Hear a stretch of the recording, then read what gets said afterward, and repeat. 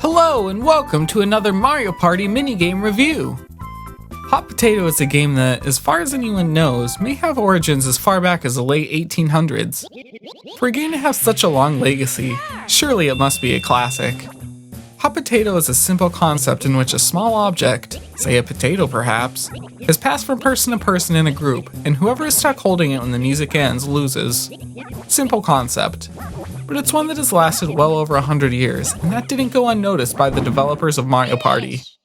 Realizing they needed some tried and true formulas for minigames in between the button mashers, they looked to some ageless games of yore. Hot Bob-Omb takes the concept of Hot Potato and ramps it up just a notch by using a bomb instead of a potato. Whoever is holding it when it explodes dies. Like I said, ramps it up just a notch. This game is a free-for-all battle minigame. That means that whoever loses has to give the other 3 players 5 coins. Having your own money at stake really ups the intensity of the game. If it was a regular minigame where the only risk of losing was not gaining any coins, you wouldn't have that anxiety to win. But since you actually might make out worse in this game, it ups the ante considerably. Like I said, this game is a simple concept. You can throw the Bob-Omb to anyone in the circle. You can also hold on to it for a while if you're confident it won't go off in your hands.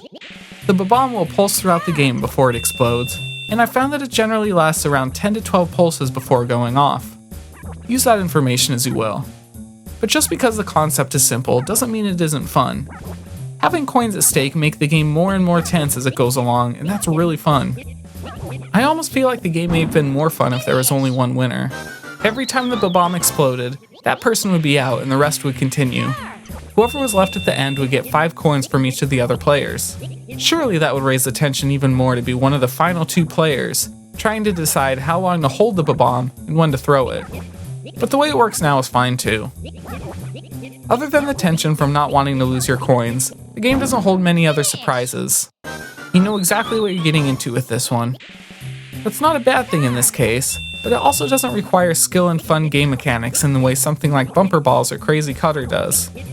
It's doing its own thing though, and there's definitely space for it in a game like Mario Party. I'm giving it 4 out of 5 stars. The actual gameplay itself isn't the most exciting of any minigame, but the tension makes up for it. Okay, that's all for today's review. The next review will be another game to raise the temperature, Hot Rope Jump. Man, these people really know how to throw some crazy parties. I've never been to a party where you stayed until someone died. If you want to see what I think of Hot Rope Jump, subscribe, hit the bell, and come back tomorrow. Hope to see you then.